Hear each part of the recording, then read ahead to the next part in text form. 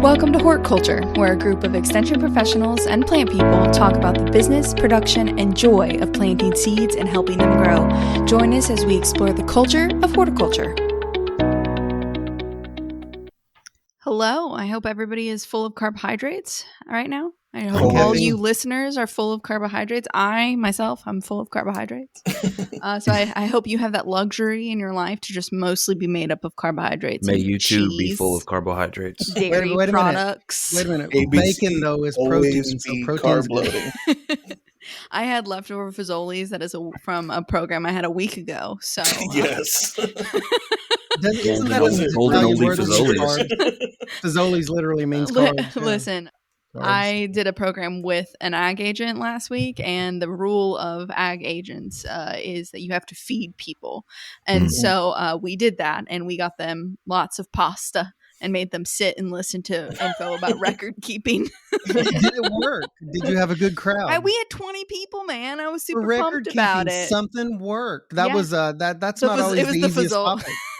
It was the carbs, man. It was You're the gonna carbs. Go into the local Fazoli's and ask them what the statute of limitations on the unlimited breadsticks policy Yeah. is. They I always one order look at your- extra. They look at your face and realize 8 you're total serious. days. I'd like some more. I ate the rest of them yesterday. So yeah.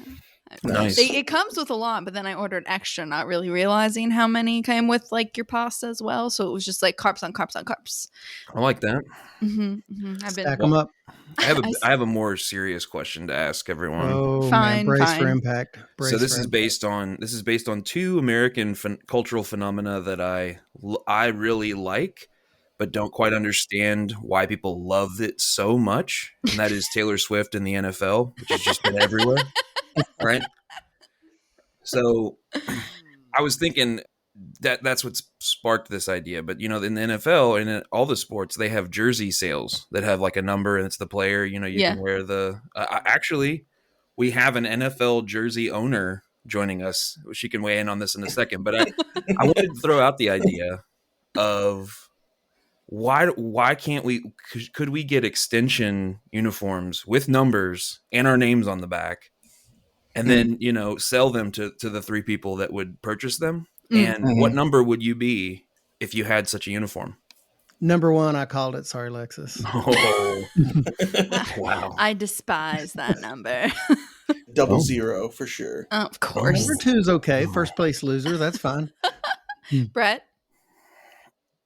I kind of like 2. That was my Are college. there any numbers in the NFL that are just 1? The That's quarterback. a great question. Lamar Jackson is Quarterback. 8. Okay. Yeah, I think QBs and kickers can do. Yeah, okay. Yeah. I would be number One? 6. That is my number. My name backwards, fun fact, is Sixela. So I never knew that about you. Wow. That's you can now, actually my favorite you can now word is log Sixela. into any of anything now. you might want to go change some passwords, Excellent. Alexis. I'm just saying. Wow. Emily, what about you? Oh my gosh, I don't know. By the way, we have a guest. Her name's Maybe Emily. 13, just because it's like kind of unlucky, but 13, Oh, yeah, that's 13 Taylor's is favorite number. Instead, it is. It's her I birthday. think that's why. I thought it was Yeah. 2 for 2 cats. Doesn't she have cats? She does. Oh. Or number 2. I don't know. They're the midget cats, like where I have corgis and they're midgets. She has I'm pretty whatever. sure that's not the cat breed version name, midget is. cat. Little babies? I bet if you Google it, you Like would. little Midget Stumpy. cats. That's cool. Yeah, they Well- have short little corgi legs. Well, our guest, you may have noticed an extra voice in the mix here today, a voice of reason amongst this group of clowns. Chocolate covered children. Rabble. So For children. we're joined today by Emily Spencer, who works with the University of Kentucky Extension Service as well on campus. And I'll let her introduce herself more thoroughly, but I would just say she's been working with us since 2020 during that crazy time, starting virtually and then now transitioning back to the hybrid thing that we do. And she's brings us so many different skills and so many perspectives and experience that it has really enriched our Center for Crop Diversification team. And so we wanted to have her on today, and we'll talk about what we're going to talk about. But Emily, if you had anything that you could talk about your sweet babies that you have at home. What have they been up to lately? You could talk about your chickens. You can talk about whatever you It's your feel like. awesomeness in general. Talk about your Like, just like recent what just do be you think yourself. makes you the best? Oh, thanks, Brett. I'm flattered. I'm excited to be here. Yes, so I work for the Center for Crop Diversification with Brett, and I have a lot of babies at home I could talk about. I have 2 dogs, 2 cats, and 10 chickens Yes. that are like my besties. So hang out with them a lot in my free time. I have a question. Do you name the chickens though? Some of them have names. My favorite. Good. Yeah. Awesome. Like there's one that's stunted and she has a name because she's so small. What's the name? Puff. Puff. Puff. Oh. I'm here for it. Sounds delicious. I kid. What? So are you into any specific types of chickens? I've always had chickens in the past growing up, and it's fond memories I have of having like chickens around the farm. But are you into like specific ones or just whatever? I mean, just whatever. But my favorites that I have right now are I have 2 little Cochin Bantams. Oh yeah. Which, like, if you don't know what they are, they basically are like the size and shape of a soccer ball, like round and very round. And they have like on the predator awareness scale, they're like extremely low. Perfect. So, like that slug is going to get them. Yeah. That's what you want in a chubby, flightless bird. Right. Easily attached. Yes, exactly. I'm here for that. Size and shape of a soccer ball. One day I feel like that's how they're going to describe me in my old age. Looking for the woman, size and shape of a soccer ball, curves like a sailor. Sheffield. With an attitude of a fighting chicken. She always has flowers in her room, but she will stab you if you touch them. Like that's the vibe I'm giving off. She just pecks a lot. Yeah. Well, yeah. Thank you for joining us, Emily. And so what we're trying to do this fall is cover some topics that are a little more timeless. You know, things like garden prep or things like maybe seed selection or something like that, but also things that are a little more timely for the fall. And I think, you know, it's officially been feeling a little bit cooler in the mornings, a little bit crisper. We covered, I think last week or the week before, that Ray is fully in pumpkin spice latte mode. PSL to you, buddy. Engaged. PSL to the uninitiated. The initiated, yeah. And part of that, I think, for the people who are into this this side of things, this horticultural world, local foods, all that kind of stuff, and increasingly just more and more people, I think, in general, are into this agritourism thing. And so maybe we could talk a little bit about what we like about agritourism, the cool stuff there. But the main reason we're going to be coming back with Emily is she's been working on this really cool series that she can tell us more about, a video series highlighting some practices from real producers called Producer Voices through the Center for Crop Diversification. And part of that is this Agritourism 2.0, acknowledging that there is the traditional agritourism that we think of and love and enjoy going out and capturing a little farm life from on the weekends. But there's also this other cool stuff that people taking a different angle, doing some different activities that aren't the pumpkin patch and the apple picking. Mm-hmm. So maybe to start, have you all hit up any agritourism venues so far this fall, or you have any plans to? Like personally or like professional site visits? We got to break it down, Brett. Whatever you want, ma'am. Yeah, we treat the whole person here on Horticulture. We have we've started. I mean, September 1 is just like the prelude to Halloween to me. So listen, I know that the orchard activities, we have some very good orchards here, you know, locally that we're blessed to have like really close to the house. And we have a 10-year-old. So he is my excuse to go slide down the big slides at Evans Orchard and other local orchards. So yeah, we've already started. How about you guys? I live very close to one. And depending on when I go to work, like, I mean, by live close, I mean, I'm within 3 miles of one. And depending which way I go to work, I will pass it. And they kind of do all sorts of stuff, strawberries and pumpkins, and they have the big slides, and they have a zip line, and they now have the spinny teacups, and they also, I have been told, have just received the spinny teacups. Oh, okay, gotcha. Spinny teacups, and I also have been told they just secured, like, it is at the farm being put up a those swings, those really tall swings that turn you and you go flying out. People scream a lot on those. I'm super pumped about them being so close to me. Because of the screaming? because you love it. I just feel like I'm Right. gonna Halloween hear it. ambiance. I Both won't. scared. I know I won't. But I just feel like the old person who's like, "Get off my lawn." This is that version of that for me. I see. But other than that, Mm. their strawberries are like all the cool plant stuff they do is So pretty much to interesting. do. It's And I've been in their amazing. greenhouses, and they have some beautiful hanging baskets and things like that. So there's that. I'm grumpy. I went to one 2 weekends ago now, and like it's not really a seasonal thing because it was dyeing fabric with plants, like plants that they were Oh. harvesting. Yeah, it was really cool, but it was seasonal because it was like, black walnut, which they had just harvested because they're falling off the trees now, and that kind of stuff. And it was really awesome. I have dyed the knees and fronts of many of my clothes with black walnuts in an amateur setting. Your hands. That's really cool. Is this? Do they do indigo sometimes as well, or is that? They did, yeah. It was indigo and black walnut, yeah. Which I learned.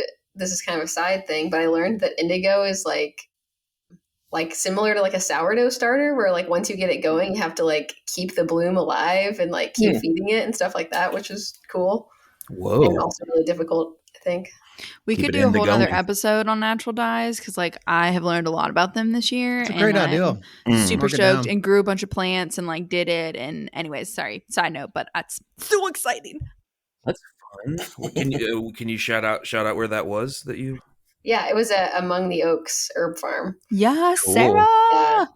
Yeah, so I'm part of their CSA, and as part of like the pickup for the quarterly CSA boxes, they always do a workshop associated with it. Yeah, it's really nice. How fun. Josh? I haven't been to anything yet this year. Been mostly working on stuff around the house, but I saw a poster for this like Kentucky Mushroom Fest that's like happening in October. I was kind of curious about it and starting to look into it because that's cool. Yeah, so many festivals. This time of year in Kentucky, it seems like especially this time of year, the only thing that is frustrating to me is that there are so many is picking and choosing because we only have so many weekends of good weather. So it's tough. It's really tough to hit all of these. So much fun. Yeah, if you're trying to select some pumpkins or apples, you have to pick and choose about when to pick and choose. Yes, nice. I see what you did choices. there. Choice fatigue. And don't go when the school buses are going to be there. Yeah. Just don't do that. Yeah. It's usually during the week when you think you're like, I'm going to beat the crowds and I'm going to go during the week and not on the weekend. No, there will be a school bus. Part of succeeding as a tourist is to avoid other tourists. We can be alone together. Yes. Yeah, so the things, with the exception of Emily's, because she's cool, most of what we said so far is kind of that agritourism, the OG approach, straw bales and fall's the big season and excuse me. And I think that still has a huge role to play in our state. I think it provides an opportunity for folks who live in urban areas to get out and spend some time outside, again, capturing that sense of farm life in this really nice, curated way that just so happens to be a really good earner for a lot of our producers. And there are a number of successful agritourism operations. But I think one of the cool things, and maybe Emily, if you could start out talking a little bit about the producer voices thing and how it kind of started out and came to be and some of the topics that you've covered. And then eventually we'll end up, I think, talking a little bit about some of your experiences with these agritourism operations that are doing things a little different from the pumpkin patch and the straw bales. Yeah, so the Producer Voices series, which Brett is working with me on, he's acting like it's all me, but it's both of us.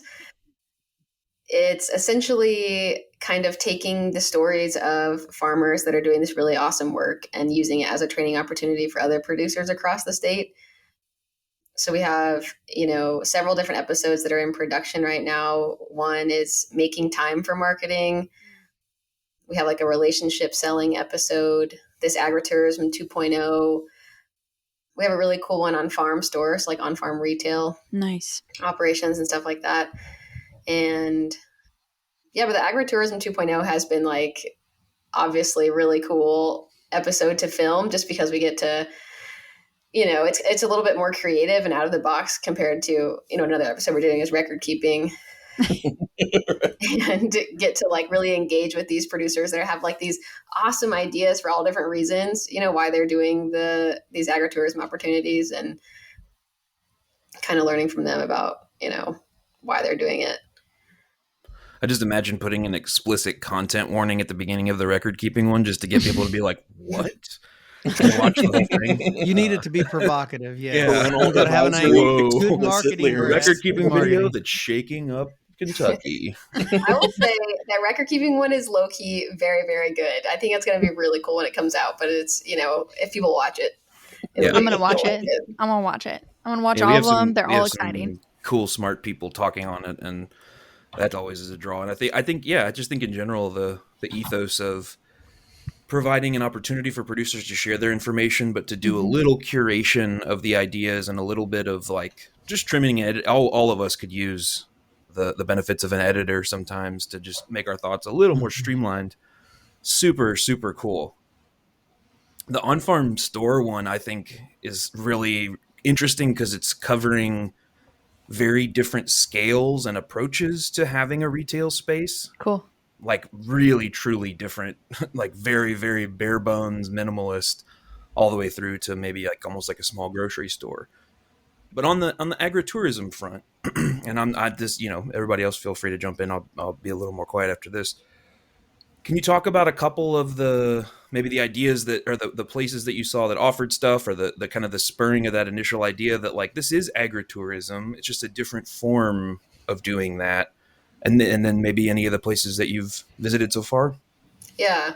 I think like, kind of thinking about the pumpkin patch idea and like the apple orchards and that kind of stuff, with the main goal for a lot of farmers, I think, is to have another revenue stream. Mm-hmm. I think what we're seeing with Agritourism 2.0 is like possibly a different, maybe they'll make some money with it, but it's really to connect with their customers, to educate people about something that they're doing.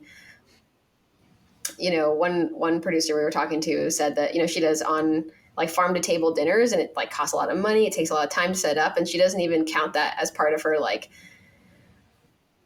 revenue. It's like only her marketing budget. So it's really, she's just seeing that as a marketing opportunity, which is cool. But then I'm trying to think like some of the places we've been, we went down to Sylvatica Forest Farm in Mount Vernon, and they do a lot of really cool workshops, like a mushroom log inoculation and that kind of stuff. But the one we were there to talk about was like an herbal medicine making workshop.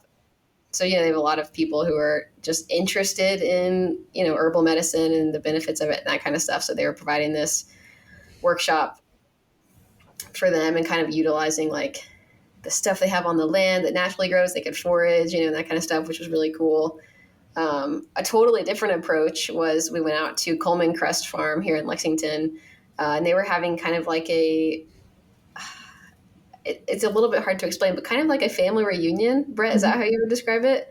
Like, we're just like inviting people out to the farm to really just be out in the space, kind of like honor the history of the place, to teach people the history of the farm, and have like a big dinner with a blow up slide and that kind of stuff. Yeah. So if you're not Jim Coleman, African American, like I don't know, so how many generations farm.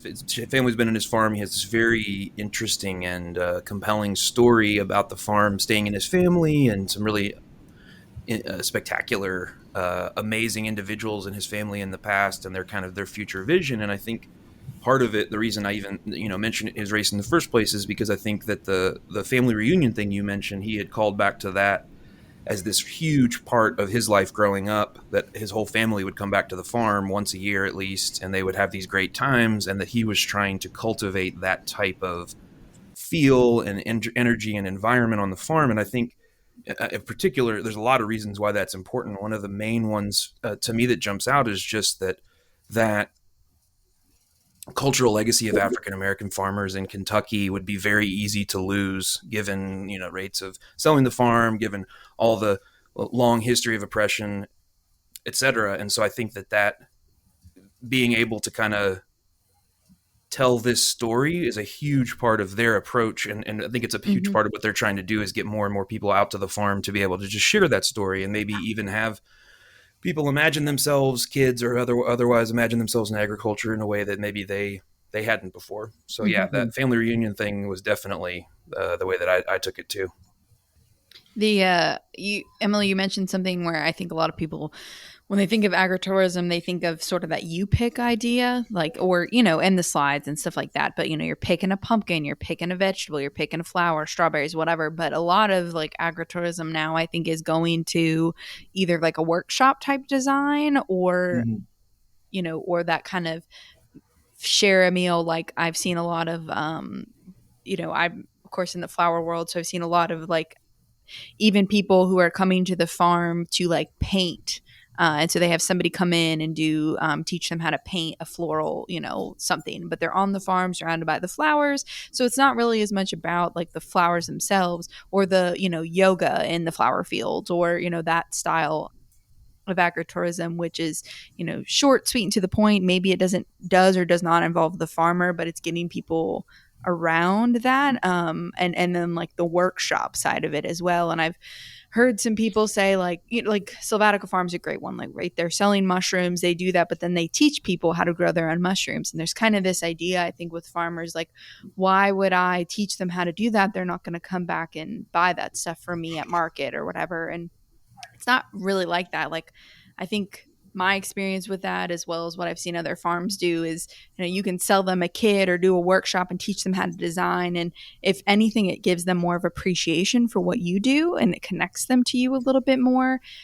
They know how much hard work it is, and so they're probably apt to buy more from you because they're like, you know what, I'm gonna leave it to you on that. Has that been on all the cool things that you've seen, very different worlds than what I'm used to? Has that been your experience? Absolutely. Yeah. No, I think that's such a good point. And just like going off of that, it makes me think of like, in Kentucky and I'm sure elsewhere, like in 2020, we saw this like huge rise of the popularity of agritourism because people, couldn't be inside at, I don't know, Gaddy Town or something. They had to be, out at the farms. It was like a really good space. Mm-hmm. And I think something else that like maybe we've learned to treasure coming out of COVID is like the importance of connection, mm-hmm. and like, so these like smaller opportunities, like connection to the land, connection to each other, and like connection to the people that grow our food. I think these, agritourism opportunities are like a perfect kind of mesh of all of those things that people, I don't know, I feel like really value. These agritourism operations, they're just so that they will always be fascinating to me because we're lucky in Bourbon County here. We have some awesome examples of, agritourism operations and 4 relatively large farm stores that are located within the county here, along with a lot of other agritourism venues. But just what motivates people and people's backgrounds that want, that motivate them to get into agritourism, which is much different than just straight line production, is always fascinating to me. And I've seen some really good examples of where people have lots of production experience and they dip their toes into agritourism related endeavors and it wasn't for them when I thought that they would succeed. And I've worked with folks that don't have any production experience and they just blindly go into agritourism related ventures. And there's some examples out there where they're doing very well right now. And it would terrify me. But what's fascinating is, what motivates people to do this, because this agritourism to a whole farm approach is very complex. You're not only producing, but you're selling, you're marketing, and you're handling all of these other things, which is an incredible skill set to have. But yeah, these are just so fascinating. And I look forward to hearing all of these stories for some of the reasons that I just mentioned, because these agritourism, I guess there's a lot of moving parts is what I'm getting at in agritourism operations. And it's pretty cool that some producers make that work and make it work very well. And each one of them have a different set of objectives that I've worked with. So no 2 operations are the same, truly, truly, truly. So yeah, it's fascinating. Do you have any insights on the motivations, Emily? I know somebody mentioned earlier about how thinking of it as like their marketing budget rather than, an event that's trying to generate revenue. Any other, motivations do these people tend to have, like educational / enrichment outlooks? Or I remember you said the other day something about there might be some people who are trying to just get their house, their corn or their cob house or something else built. Did you mention that to me? It wasn't me. Oh, it sounds like something I would say, something cynical, like kind of, the free labor aspect of like Yeah. Some I told you all programs about that design. one flower farmer who did like a speed dating thing where they weeded her garden beds and like Mhm. in like That's right before you invited Yes, us to I come have and weed heard your that. beds. yeah, Yeah. there's a flower farm, Love and Fresh Flowers in Philadelphia, and she did like it was like speed dating, and like you had like a flower bed and they like speed dated while they weeded, and I was like, that's freaking Brilliant. brilliant, Really, right? Like Right. brilliant. And or like, and I don't know if it was like BYOB or something like that, but yeah, it was brilliant. Call it weed dating. The heck with the speed dating. Let's be descriptive. No deceptive marketing here. It's weed dating. Well, of course, that could get Depends what weird. state You would you're have to in. clarify that. Yes, Yeah. that's true. That could derail very quickly. Sorry. I mean, Maybe we'll wordsmith that a little bit. Yeah, it speed kind of dating for reminds me of fun. like the first farm that I worked on. It was around this time of year, and we were going to be planting garlic, and there was a group from the farm that we were trying to connect with, like buyers at like a regional Whole Foods, and we got them to plant a row of garlic for us, which they found to be this, really enriching experience being out in the country and being productive. And like me and my friend who would have had to do it, were like, yeah, it's great, thanks. You Thanks for guys are that. doing a great Appreciate job. you. I just remembered. So our friend Sarah Gerkink was telling me about some workshop where some people had people come and do a straw bale house, and it was Mhm. building their house, and then people were learning how to build that type of Dope. house Right. in the process. Solid. So I did not have that one is not attributable to a fever dream. Sorry, I interrupted you, Emily. You're not making this one up. That one is 90% true. Emily, I think you were going to say something. Yeah, I was just going to say, like, as far as another motivation, I think that's come up is just like, I think a lot of producers that are doing these like smaller ones, it's just another like value add to their product. It's not a whole other operation like a lot of the bigger agritourism, places are, but it's just like this added value you get just for being their customer. Or something. So kind of going back to what Alexis said about like it really, is connecting you to them in a way that's, unique. One of our farms does the meals like that. I want to think because when we're talking about like farm to table meals, they do that several events a year, but it's not, I have a feeling, and I've talked to them and have a good relationship with them, but they do these meals, but I know it's not from a pure economic standpoint. It's also to connect the clientele as a value add to the operation to bring them closer and closer and closer to the farm experience. And therefore, bringing them closer into them, and it's like a value add proposition, I think, on top of any economic gains they may have for sponsoring their food products in a very nice meal. But yeah, even that wasn't simple. I was in my tiny man brain, I was like, economics, where's the dollars behind this? Yeah. But it's more than just that. And with agritourism operations, you can take any one facet of the operation, and it's usually more than just what you think it is. How they got to a point of growing shiitake mushrooms on natural logs, or working with dyes, or working with a farm to table meal. And that's what's so fascinating to me, and why I'm excited to hear these stories, because I want to hear the narrative. I love the narrative and how people get from point A to point B. Sounds like a great project. I think another aspect of that I appreciate about the 2.0 component, especially within horticulture, is that it really pushes both in terms of just conversations within people within ag professionals, but also the public in general. It pushes concepts about what is and is not included within farming or agriculture, et cetera. It's not just this stereotypical image you have in your mind. It's all of these other things. And I think in some ways it kind of blends elements of what might have been called like ecotourism at some points. Totally.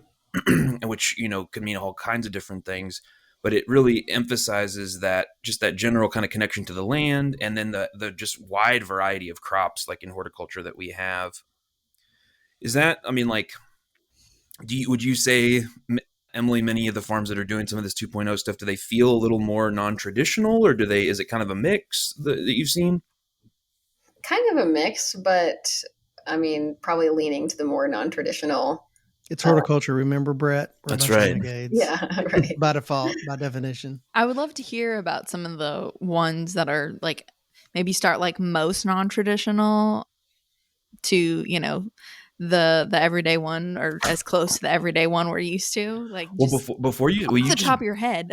well, you like this isn't necessarily agritourism, but would you just share really quick? Did you end up going to the cavern thing down in the scuba thing?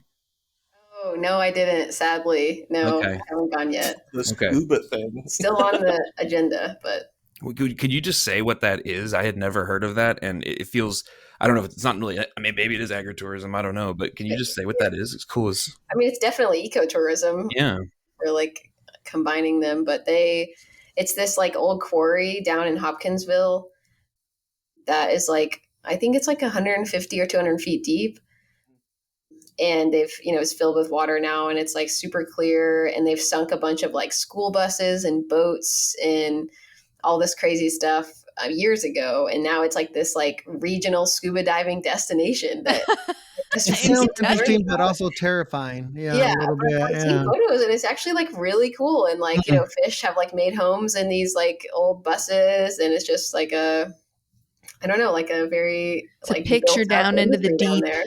Yeah, it's an example of where you see the bus and it's okay to go on in. Unlike the pumpkin patch, right? So that might be the most out there example that we can. Yeah, that is a definitely fringe agriculture, but definitely eco. Also, it seems like is it? No, go ahead. No. They hear enough from me. Is it like aquaculture? Are there like? Right. I mean, there might be. I don't know. I'm not going to rule it out. We'll say yes, just so it's topical. Yeah. Just go down there and you grab a whole bunch of shrimp and you swim to the top.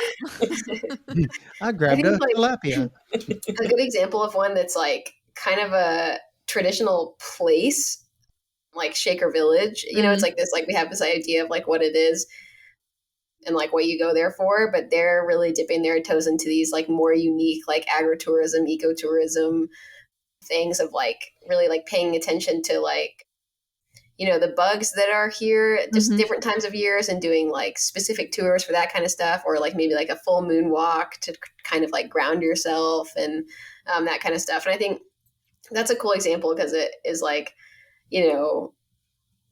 unique for their space, but it's like really getting people to care about that land, and just like, it's like, I think it was a good example too, because like, kind of opening producers' minds. Like you have all of this land, like let's say you have, 50 acres even or something. And like, yeah, you have so much, this percentage of it in production, but you can do all this really cool stuff on the other section too. It doesn't just have to be engaging with crops or anything like that. Yeah, I think that's, I live really close to Shaker, and it's really cool that they use what they have, right? So like you were saying, like the moon walks or the wildflower walks, or, these cool insects, and it costs them nothing besides a guide. Like they have to have somebody knowledgeable, right? But it's not like you have to have jars, you have to have all of these things that you would for a U-pick or something along those lines. Like it's just like show up at this place at this time, give me your money, or don't. Like maybe it's just like a free tour to, get people wanting to come back. And then like they just have to have a person to lead, Yeah. I had a friend who was actually doing that at Shaker, the Dylan, who used to work out there, but he came from kind of an ecotourism background, and it very much crosses over this, like, essentially you're interpreting the landscape for people, whether it's an agricultural landscape and like management going on, or, forest succession or whatever. It's all kind of the same skill set of walking people through a place and explaining to them what they're kind of seeing or what's going on behind what they're seeing. Are we calling it Shaker now? Is that the thing? It's just Shaker. I call it Shaker City. Oh my god, Shaker City. So for those of you who maybe are listening from other places, there's a place called Shaker Village at Pleasant Hill or something like that. It's a nonprofit organization now, but it runs lots of old buildings. It's an old Shaker settlement. Current policies are, yes, children are allowed, but back, if you know anything about the Shakers, the policy was the children were strictly forbidden. They didn't allowed to have children. Didn't want children. Yeah. That was my attempt at a joke, but they're also a certified organic farm. Yes, out there to sell. Yeah, they have a CSA and also to their restaurant. And so it's this organization that's familiar to us, known to locals as Shaker. Shaker Metro. Shake Vegas. Yeah, exactly. Take down. I haven't heard of any of these, but I'm hoping to see some like spooky agritourism opportunities coming up. Yes. I think Sure. Shaker Now does we are those. talking. I think Shaker They does might some. for sure. There's some Yeah. here in Georgetown that do that. I think some of the equestrian trails they convert to like spooky trails, hay rides, with differing levels of terror included for the whole family. Ugh. So yeah, and I've seen that grow some in the past, I don't know, 20 years, where you have a trail or you have some land. It can be just kind of an add-on, an extra draw, or it can be a main feature of operations. But yeah, that's would corn mazes be included in that? I'm just curious. Would you include like not that a maze has to be terrifying, but would that be sort of the spooky stuff, or is that just I a think a feature? good one I'm just should curious. be. Should be people jumping out of the corn. Maybe that's pretty scary. Or just standing there quietly staring at you while you walk through That it. would be me on any given Just day, Brett Josh. freezing the way he does. Yeah, you just frozen in time as you walk by him. Got him. yes, yeah, got him. What Yeah. Nailed it. Some good what are seasonal some of the examples. other ones, Emily, that you've seen that are, maybe doing something a little bit different? Oh gosh, really putting me on the spot. I feel like we've talked about, the ones that we've done the episodes on. There's one actually that's in the pipeline. I haven't confirmed it yet, but doing like harvesting, like I don't even know the proper term, but like fur from alpacas and like making shearing. Yeah, shearing alpacas and making yarn and dyeing it. So it's like the Nice. whole process of it, which would be pretty cool. I know Annie, Brett's partner, would probably really like that one. That's awesome. Yeah. I think agritourism loves to shear. Yeah, loves to share. We're kind of talking about 2.0, but and I think to me the 2.0, and this is just my personal interpretation of it, is like, how do we make agritourism more simple? Like, I think a lot of the 2.0 is like simplifying the idea. Like, you don't have to have the spinny teacups. Like, you can just use with what you have. Regular teacups are fine. Like, you only get on the teacups after you have drank a gallon of cider and eaten 18 donuts. Like, that's the rule. But nice. 18-wheeler. Wow. Simplify it, and real simple. and maybe it's just maybe it's not open to everybody. Maybe it's not on like a free for all, or it's, that you have to, like we've been saying, you don't have to put a lot of money into it. So like, one I've personally been dabbling with, I was listening to another podcast, My Digital Farmer, Corinna Bench. I think a lot of us on here have listened to her, but she was talking about how to like celebrate your top 5, top 10, however many best customers. And that's like however you define your best customer, right? Like, it could be money spent, but it could also be people who talk you up, whatever that is. And like, I was thinking, okay, well, these are the people who keep, wanting to connect with me. I don't do any type of agritourism on our farm with flowers, but like, I could have 10 people that are my 10 best customers come out, hand them a jar, and be like, you can pick, because I can manage that. I can teach them how to pick. I can be there with them, and it doesn't cost me anything but a couple mason jars, and we make that connection together. And, that's something where if you do it once or twice a year and you're only doing it for those people, they're probably going to spend a lot more, or they're going to talk you up a lot more. And you only, if you're worried from an insurance perspective, like, you can get like 1 day, liability insurance, for minimal amount that would cover 10 people. You don't have to get a full big policy for that. You don't have to get a lot of permanent infrastructure. You put a tent up with some water, like, you don't have to have bathrooms, you let them know ahead of time, because it's just 10 people that you're kind of, handling. And to me, it seems like an easy way to dip your toe in, and it is making that connection with, and maybe you charge them, maybe you don't, but 2.0 to me is like, how do we simplify this into something that I don't have to have a wagon for, and I don't have to have school buses of children out for, and I still reap the benefits of agritourism. But I have a different take, and I think our takes combined, we will be Captain Agritourism Planet. I think, just based on what I'm hearing Emily say, is also offering things sometimes that may appeal to an audience that traditional agritourism wouldn't appeal to as much. Yeah. So like, I'm thinking of the stereotypical childless millennial, young professional class. Yeah, a few of us among this. I personally don't have a kid that I would need to take out and let them run around and go down slides and have all that fun. And He's just an excuse for me to do it. But like, if you Let's need an face it. aunt to go down a slide with your kid, I'm here for that. So yeah, I find if Bad you're influence. confident, Ray, they'll let you go down no matter what, even if you're not You with don't a get child. weird looks though if you're with a child. What? I can go to Kings Island all day long. No longer get weird looks. I have a 10-year-old, but yeah. But I think, So I'm it's just different curious. sorts of things. Yeah. And I just think also there's some people who are going to go on an herb walk or a moonlight walk that maybe, they're looking for something a little more secluded, a little bit quiet, a River little more Farm of an doing some of escape. those, a little bit of that, like Poppy Days.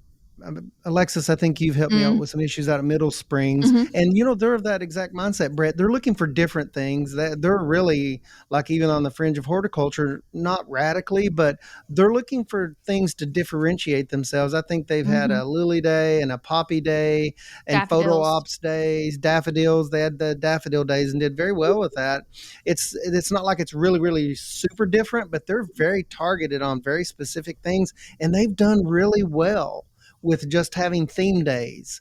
They're like, well, I was talking to them the other day. They're like, what are we, the theme day? What's coming up? So yeah, they've What kind does of one done of some of those that. days sort of look like? Like it's when those things are in bloom, people come Yes, out and harvest like them, and poppies, and there's I all see. these beautiful photographs that come out with them tagged on like Instagram and all the social It's platforms, free and marketing. it's given them incredible differentiation and free market. So their reach has just exploded and done really well because they're doing things that not everybody else does, and it's easily identifiable with them because people are pretty good about tagging them, and they've really kind of landed on something. It's sort of a novel approach to doing these different things, and it's not general, it's very specific type days that Emily, begin and end.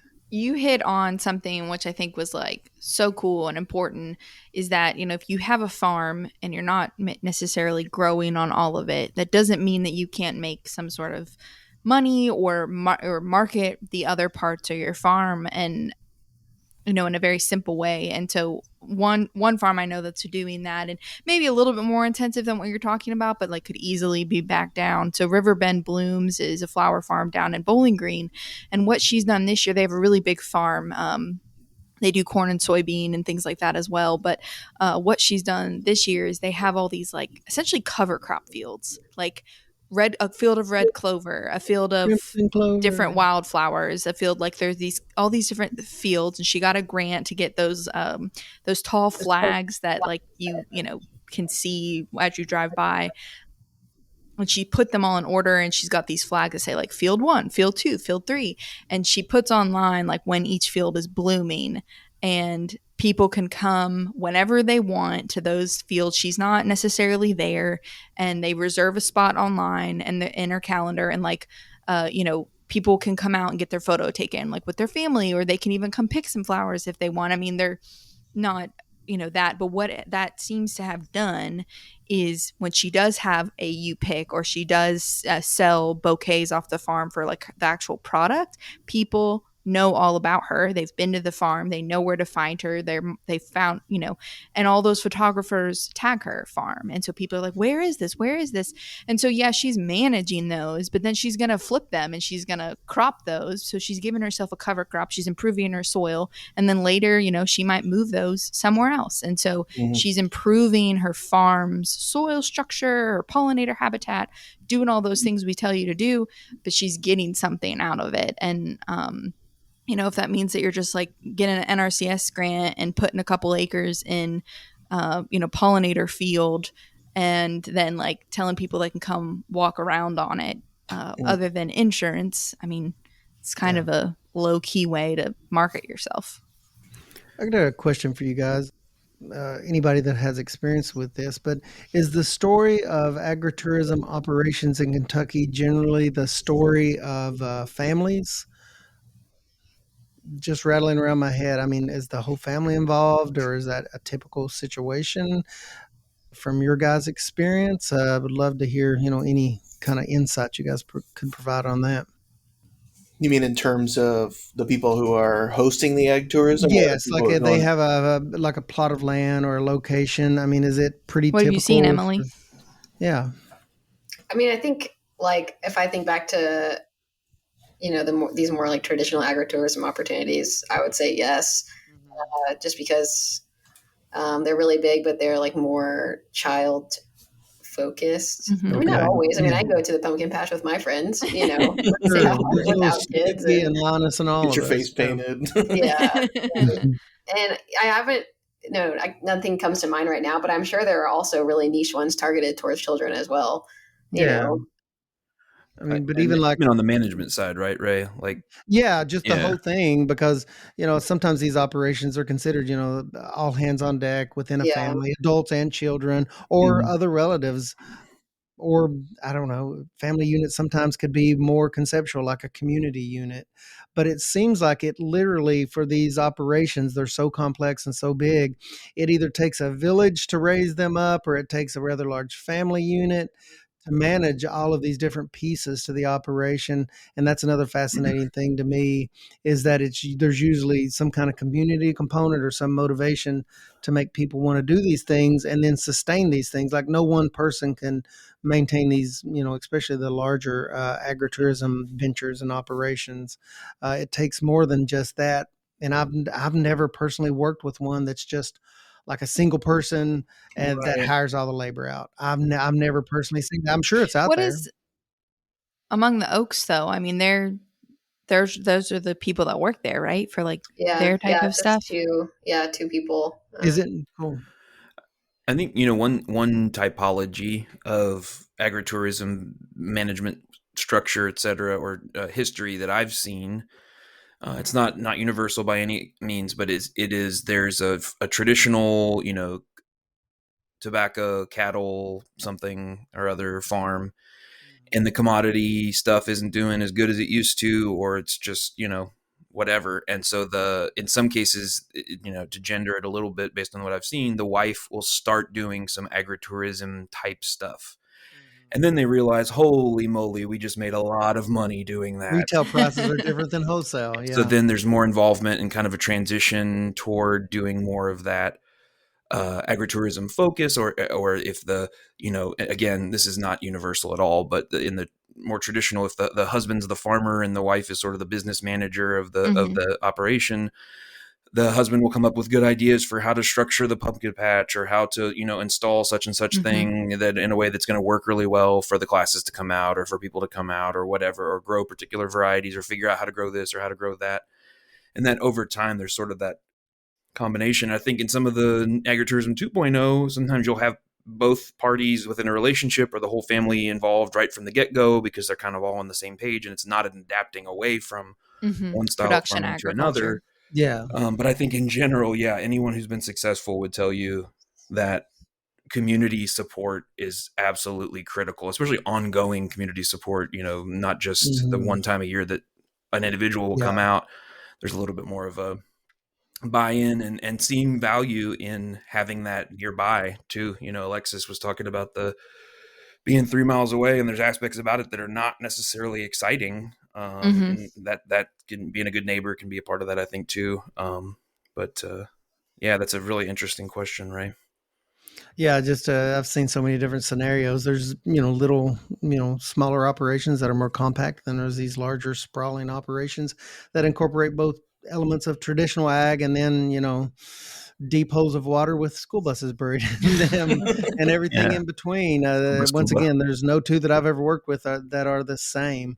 And in some cases, there might be generations that are being raised up within families, and that's one of the motivating factors, is to somehow keep them on maybe a family farming operation, and they realize that there's change needed economically to make it sustainable for more family members. I'm working with a large operation right now. That's the case, where there's like 3 generations involved, and the youngest generation is, hey, we need to restructure things to look at our cash flow. Yeah.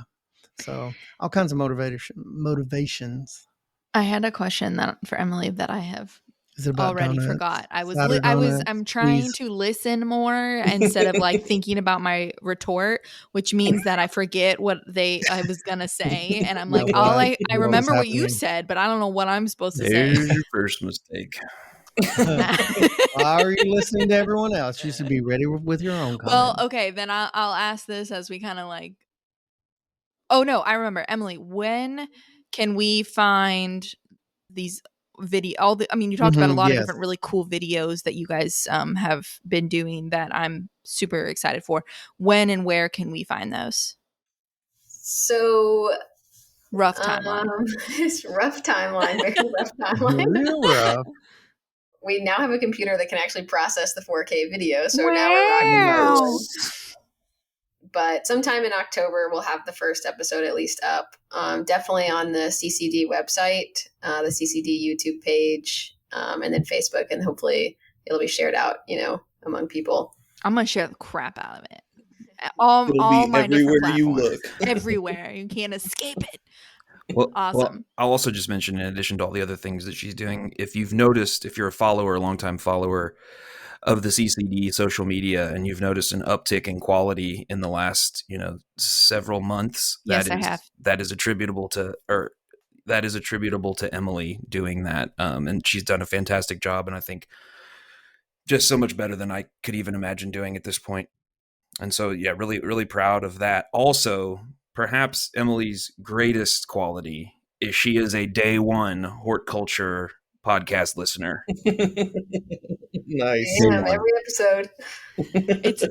I felt so cool. It was like we'd only put out a couple episodes, I think, and I met Emily for the first time in person, and she was like, I listened to your podcast, and I was immediately every 4 Like, I knew episodes. all of you. I felt like the coolest person alive. I was like, is this like, am I Taylor Swift? Like, what is happening?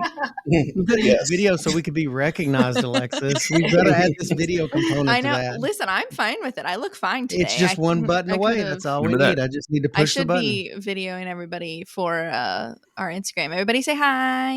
Hi. You're taking that with Flash? Yeah, it's with Remember that Flash. time earlier when I asked that really cool question about what jersey number you would have in extension?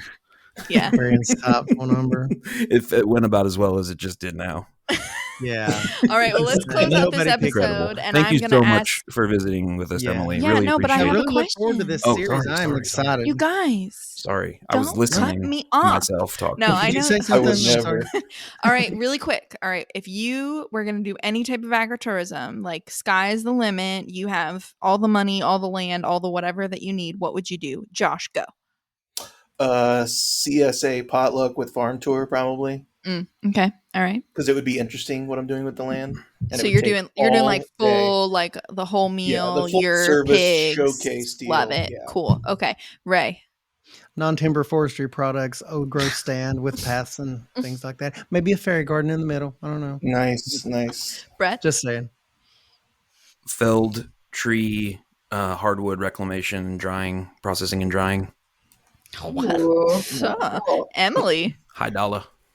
This isn't a refined thought, but I'm thinking some kind of like foraging thing, but with chickens.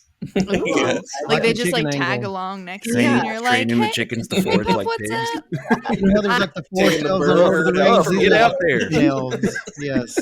I'm stuck between the one that you all know that I'm gonna say, which is like a Do it. design and dine type situation where there's like big family style tables in the middle of the flower field and then we make something pretty. But also I'm really getting into like doing tapping maples, and I think that would be a super cool. Yeah. I workshop love making maple Get your syrup. little That is sugar a great workshop. Yeah, that's a good one. From the beginning to the end, like kind of a multiple day type situation. Yeah, But anyways, that's good stuff. it's just on my mind right now. Yeah, All right, wintertime, well, that's cool. we are so happy to be still recording. Emily, thank you so much for being here. Thank you so much for listening. You hear that, listeners? You too could be on the podcast, all 5 of you, if you want. But we're excited. Next week we're going to talk about garlic, I think. So Yes. keeping it Timely. timely. So Timely and tasty. If you have any thoughts about what you would like to hear about, we've been getting some info, and that's where we come up with some of those ideas. We always tell you. So feel free to email us at horticulturepodcast@l.uky.edu. You can also follow along with us. You can send us a DM if you want on our Instagram page, which is horticulturepod. So check us out on there. I am trying to channel my inner Emily by having good social media for us. So I'm doing that. We'd also love if you would leave us a review. I am thinking, I haven't told anybody else in this group this yet, but I am thinking about doing some sort of swag bag, sending out a swag bag to people who leave us some reviews. So I'm still, dabbling. If you want a swag bag, DM me. I could contribute a signed headshot. I asked 8x10 Brett glossy. if CCD had any swag, like pens or something. He was like, "No, we have nothing." I was like, "Okay, We're Ray and I are gonna getting our own clothing. We're gonna come up with some stuff. We can do this. We'll come up. So please leave us a review. How about we do the first review after this podcast airs? We'll get a swag bag and then we'll do like a drawing or something like that. I'm just gonna say it. I'm gonna put it out into the atmosphere that we're gonna do this. Emily's like, I am getting on. Yeah, you can absolutely leave a bag. review if you're the podcast episode you're on. But we would love that. It helps other people find us, so it pleases the algorithm. But I think that's all. We hope you had a great time. We hope you have a great. We always do. And have a wonderful day. We hope that as you grow this podcast, you will grow with us and join us next week. We're talking garlic.